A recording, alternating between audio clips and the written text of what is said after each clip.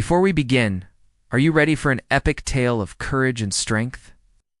Imagine a man so strong he stood guard on a bridge and defeated nearly 1,000 warriors. That's just a small part of what I will tell you today. Welcome to Echoes and Stories where history comes to life. By the age of 13, he could recite entire sutras from memory and was also a master of swordplay. Wow, right? Because of his size and strength, he earned the nickname Oniwaka, or Demon Child. Can you imagine being called that? It's kind of scary and cool at the same time. But there was more to Benkei than just his skills. Today we will meet Benkei, the warrior monk who defeated 999 samurai. So they met on a narrow bridge overlooking a deep ravine, and the duel began. It was a clash of titans.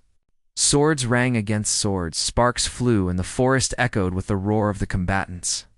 But in the end, Benkei came out on top, defeating Yoshitsune and taking his sword. Now let's go back in time and see what made him a legend. Instead of killing Yoshitsune, Benkei spared his life and made him swear lifelong loyalty to him. Throughout his travels, Benkei assembled a group of loyal followers who admired his strength and determination. The enemy soldiers fell victim to his wrath, pierced by his blade or cut down by his sheer strength. As Benkei fought, he kept an eye out for Yoshitsune. He stayed on his feet, even in death, so fierce that the enemies feared to approach him. He became a symbol of loyalty, strength, and the warrior spirit. If you want to hear more about amazing warriors and their adventures, don't forget to subscribe to Echo and Stories. And let us know in the comments what you think about Benkei's legendary story. In that moment, he became one of Japan's most iconic warrior legends. When he saw that his friend was ready, he nodded his head and retreated back to Yoshitsune's side.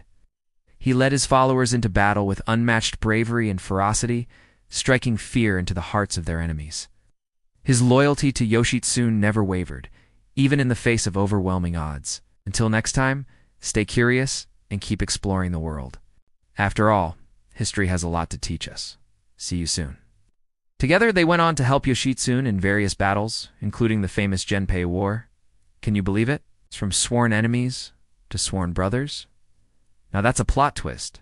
You see, Benkei wasn't born into a samurai family, but his life path led him to become one of the most skilled and fearless fighters of his time. Benkei fought with the ferocity of a tiger and the grace of a willow tree. His sword was a blur of motion, slicing through the air and leaving deep gashes in his opponents. With their backs against the river, they prepared to fight to the death. But Benkei had a plan. Then Benkei did something incredible. He walked out into the open, all alone, facing the entire army. In 1155, during the late Heian period in Japan, a baby boy was born who would grow up to be a legendary warrior monk. Now, Yoshitsune was known for his skill in battle, but his arrogance knew no bounds. He boasted that he was undefeated in combat and considered himself a god of war.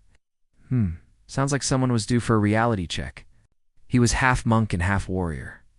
Raised in temples, he studied Buddhist scriptures and martial arts. And let me tell you, he was a prodigy. He had a larger-than-life personality. Standing over 8 feet tall and weighing around 400 pounds, he was a giant of a man. He had a unique goal: to collect 1,000 samurai swords to purge the arrogance from the warrior class. Talk about a noble cause. But it wasn't easy.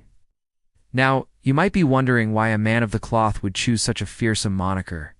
Well, Benkei wasn't your typical monk. He wandered all over Japan, challenging samurai to duels and taking their swords after defeating them.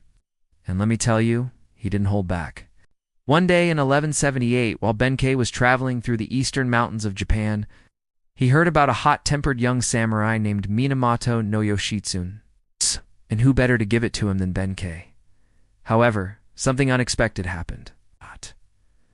But Yoshitsune wasn't the only one who became a Benkei's follower. During the war, Benkei proved himself to be an invaluable ally. One of the most famous stories about Benkei happened when he and Yoshitsune were trapped at Koromagawa no Tachi, surrounded by hundreds of their enemies. He told Yoshitsune to get ready to perform seppuku, a ritual suicide by disembowelment, and to let Benkei know when he was ready. He fought like a man possessed, his sword flashing like lightning, his movements swift and deadly. With the enemies now focused on Benkei, Yoshitsune took his sword and performed seppuku with dignity and honor. Talk about a legendary last stand. As the story goes, Benkei was eventually pierced by dozens of arrows, but he didn't fall. After the battle, Benkei's body was recovered and given a proper burial, and his deeds were passed down through generations in the form of kabuki plays, anime, literature, and video games. So remember the name Benkei, the warrior monk who defeated 999 samurai. And if you really liked the story, comment below. Benkei the Unbreakable, if you think he was the ultimate warrior monk. Thanks for watching.